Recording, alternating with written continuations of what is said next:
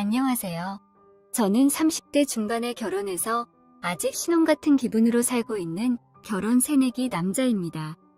아직 몇 년 되지는 않았지만 제 아내가 저보다 10살이나 어리다 보니 떠받들듯이 살려고 노력 중입니다. 이렇게 말씀드리니 뭔가 하늘이 맺어준 천생연분의 인연이라고 생각하실지 모르겠지만 사실 10살 연하의 아내는 클럽에서 처음 만났습니다.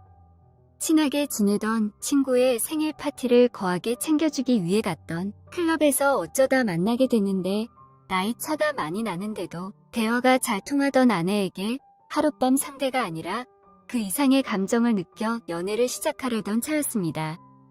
어떻게 좋은 관계로 어느 정도 유지가 됐었기 때문에 그런 그녀에게 고백을 하기 위해 약속을 잡고 만난 그날에 아내는 혼자 온 게 아니라 친언니로 보이는 사람과 같이 나왔더라고요. 묘하게 아내를 닮았는데 파릇파릇한 21살 여대생인 아내와는 다르게 묘하게 풍기는 성숙미가 느껴졌습니다.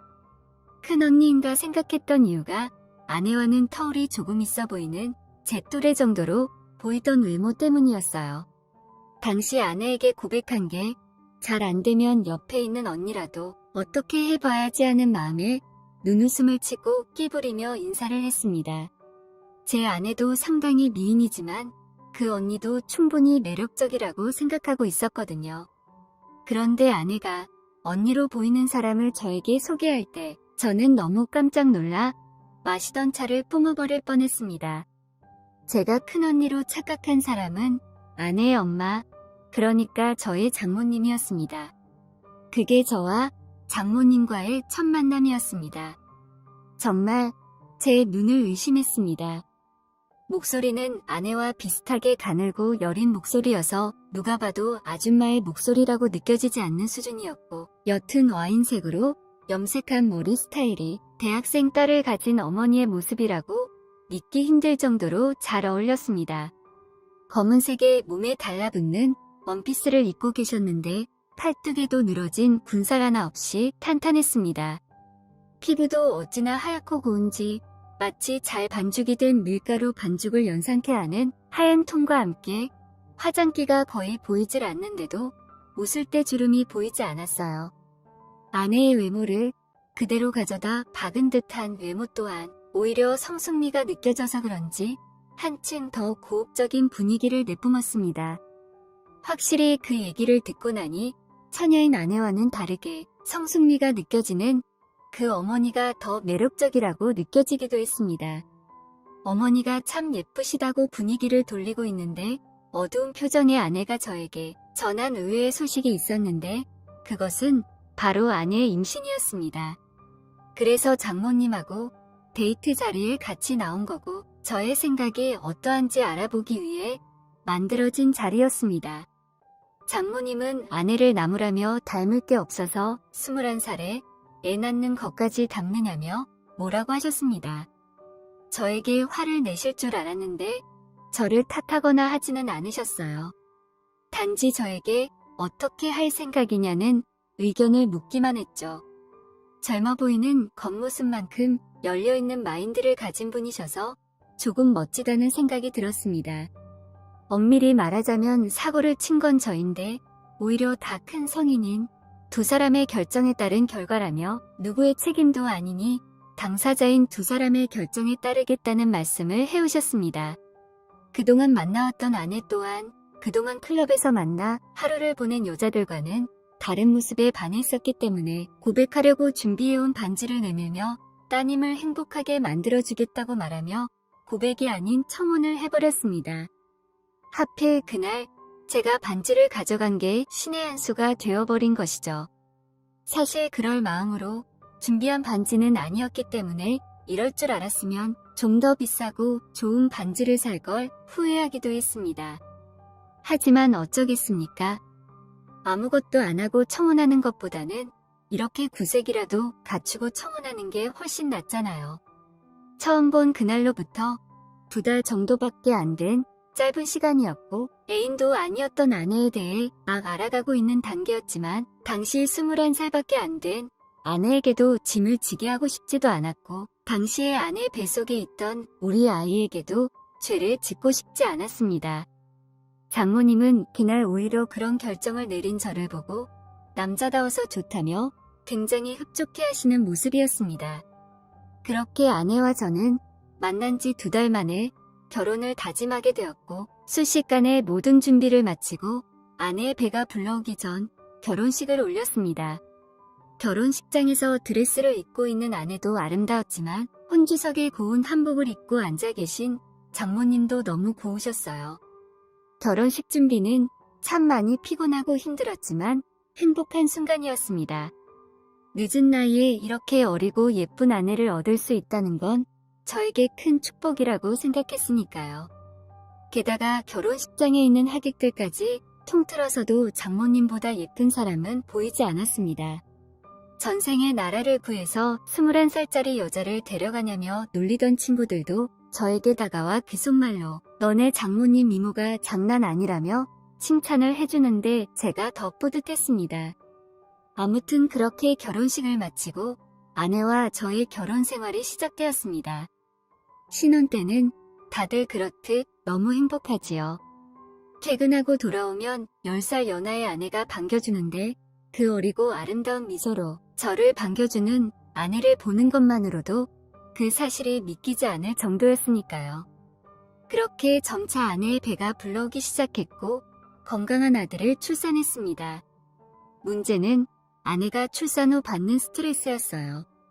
나름 명문대를 다니던 아내는 이렇게 자기는 원하던 공부도 끝마치지 못하고 이대로 아무런 경험 없이 끝날 자기 자신을 한탄하기 시작했습니다. 아내가 공부를 마치고 사회생활을 하는 걸 반대하지는 않았습니다. 다만 저의 벌이로는 대출금부터 아내의 학비까지 보태기엔 빠듯했습니다. 거기에 아기를 돌봐줄 사람까지 쓰게 되면 저금은커녕 매달 마이너스가 나는 통장을 손가락 빨며 지켜봐야 했기 때문에 쉽사리 결정을 내릴 수 없었죠. 그 사실을 안 장모님께서 제게 연락을 해왔습니다.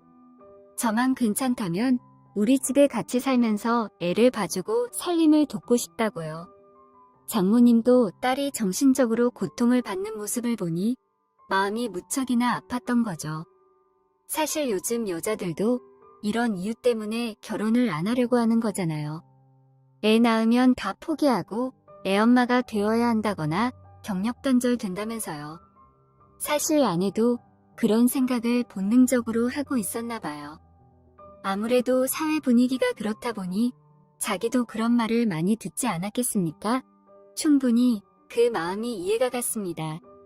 그래서 아내의 의사를 존중하고 장모님도 도와주신다고 하니 장모님과 저, 아내의 기막힌 동거가 그렇게 시작됐습니다. 장모님이 오셔서 육아부터 집안 살림, 전반적인 모든 것을 다 해결해 주셨기 때문에 아내도 단단히 마음을 먹은 것 같아 보였습니다. 지금보다 더 늦어지면 안 된다고 생각을 했겠죠. 여태까지 뒤처진 걸 따라잡으려면 보통 노력으로는 안 된다며 낮에는 학교에 가서 공부를 하고 밤에는 독서실에 들려 모자란 공부와 예습을 하고 들어오곤 했습니다. 어느 날부터 아내와는 침대만 서로 공유하는 관계가 되었습니다. 아내도 너무 바쁘게 살고 저도 제 나름대로 할 일을 하고 살았기 때문이죠. 대신 저녁 시간에 저는 항상 집에 있었기 때문에 장모님과 더 가까워지게 되었습니다. 아내의 이런 집착을 이해해주는 저의 모습을 보고 장모님은 저에게 항상 고맙다고 하셨습니다. 제 마음 한구석에는 아직도 아내가 지금 처한 상황이 저의 불찰로 인해 그런 거라고 생각하고 있기 때문에 오히려 아무런 대가도 없이 이렇게 도와주시는 장모님께 감사하다고 말했습니다. 장모님은 한쪽 뺨으로만 미소를 지으며 의미심장한 표정으로 대가가 없기는 왜 없냐며 차차 알게 될 거라는 알 수 없는 말을 해오셨지요. 유부녀가 가지고 있는 그 매혹적인 특유의 말투로 그 말을 했을 때 혹시나 저 혼자서 오해하나 싶어서 표정 관리가 참 힘들었습니다.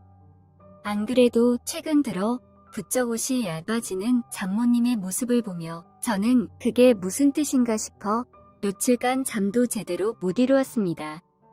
저에겐 잊을 수 없는 그날이 찾아왔습니다.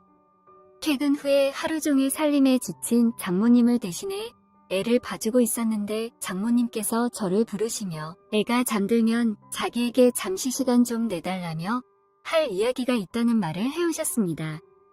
허벅지가 위까지 훤히 드러나는 짧은 반바지와 품이 커다란 민소매 티만 입고 계셨는데 아내도 독서실에서 늦게 오는 날이기도 했고 말투에서 나오는 묘한 기류에 저도 모르게 그만 오늘 드디어 올 게 왔나 보다는 생각이 들었습니다.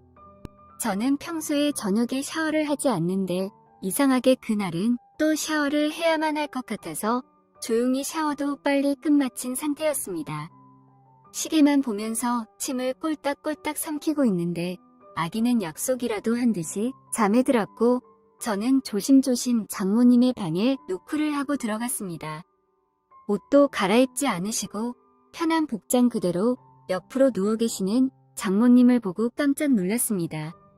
장모님은 몸을 일으켜 침대에 기대어 앉아서는 이쪽에 와서 앉아보라고 하셨습니다. 심장이 터질 듯이 두근두근했습니다. 장모님은 저한테 뭐 숨기는 거 없냐고 대뜸 물으시길래 앞으로 벌어질 일을 상상도 하지 못한 채 어떻게 해야 하나 우물쭈물하다가 무엇을 말씀하시는 거냐고 물어봤습니다. 장모님은 제 앞에 낯이 익은 하얀 봉투를 하나 꺼냈습니다. 저는 아무 말도 할 수 없었습니다. 그건 제가 몰래 월급을 빼돌려 만든 비상금 봉투였기 때문입니다. 남자들은 창의성이 없다고 한 세대가 지나 내 딸이 결혼을 했는데도 남자들은 돈 숨기는 위치가 변하지 않는다며 혀를 차시고는 돈의 출처에 대해서 물었습니다. 저는 솔직하게 말할 수밖에 없었습니다. 이렇게 모든 걸 다 들통난 상태에서는 솔직하게 말하지 않으면 방법이 없습니다. 심지어 장모님은 이미 결혼을 한 번 해본 전문가이지 않습니까? 장모님은 의심스러운 눈초리로 저를 쳐다보시더니 이게 다냐고 물었습니다. 그렇다고 대답한 저를 보며 장모님은 벌떡 일어나 화장실로 가셨습니다. 장모님에게 안 된다며 뜯어말릴 틈도 없이 장모님 손에는 제가 변기 뒤쪽에 숨겨놓은 돈뭉치까지 찾으셔선 손에 들고 계셨습니다. 저는 고개를 숙이고 아무 말도 할 수 없었습니다. 장모님은 남자가 돈이 생기면 딴 생각을 하기 마련이라며 애써 모은 제 비상금을 전부 압수하기로 했습니다. 계속되는 잔소리에 고개를 숙이고 있는데 새하얀 장모님의 발등이 눈에 들어오더라고요. 어느 순간부터 잔소리는 들리지 않기 시작했고 새하얀 그 발등을 따라 제 아내의 어머니라는 생각이 전혀 들지 않는 장모님의 길게 쭉 뻗은 다리에 저도 모르게 저의 시선이 옮겨가고 말았습니다. 한참 잔소리를 하시던 장모님은 저의 시선을 느끼셨는지 갑자기 잔소리를 멈추시고는 제게 말했습니다. 그래도 저의 이런 남자다운 모습이 싫지는 않다는 말을 하시고는 옆으로 다가와 제 볼에 살짝 입을 맞추었습니다. 그 순간 머릿속이 새하얘지더니 저는 이성을 잃고 장모님을 강하게 끌어안아 버리고 말았습니다. 저의 강렬한 포옹에도 장모님은 거부하지 않으셨습니다. 오히려 그 여린 몸으로 저를 힘껏 받아주기 위해 노력을 했죠. 서로의 눈이 마주치고 잠깐의 정적이 생긴 뒤 저도 모르게 저의 얼굴을 장모님 가까이 움직이고 있던 찰나에 장모님이 저를 살짝 밀어내시면서 딸아이가 올 시간이 다 되었으니 이 이야기는 나중에 다시 하자는 말씀을 하시곤 방으로 들어가셨습니다. 저는 그렇게 제품에 살짝 남아있는 장모님의 향기를 느끼며 장모님의 방문 쪽을 바라보고 있었습니다. 그렇게 저와 제 아내를 위해 함께 동거를 하게 된 장모님과 저는 그때부터 지금까지 그리고 앞으로 뜨거운 상태입니다. 짜릿하다 못해 온몸이 덜덜 떨리는 순간도 있었지만 지금은 어느 정도 익숙해졌네요. 이 글을 쓰는 지금도 아내가 독서실에 들러 늦게 오는 날이 되면 저는 둘만의 새로운 비밀을 즐기고 있습니다.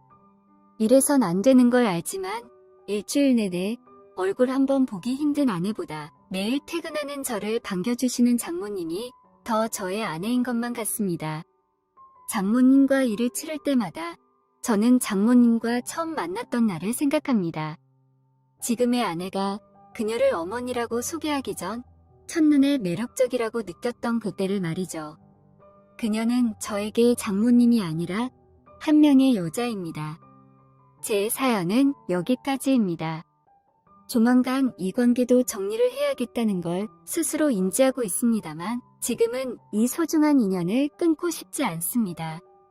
긴 사연 들어주셔서 감사합니다.